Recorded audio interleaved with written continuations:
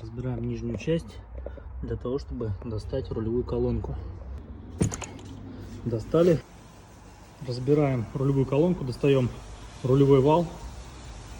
Сейчас будем его модернизировать. Так, смотрите, в вал ставятся такие вот шпонки. Это пружинка и пластиковая обойма. Они поджимают вал к основной обойме рулевой колонки и не дают ему свободно там болтаться. Вот внутри стоит шпонка. Она, собственно говоря, поджимает вал. В металлический кронштейн также ставится пластиковая шайба для того, чтобы создать для рулевого вала дополнительную точку опоры.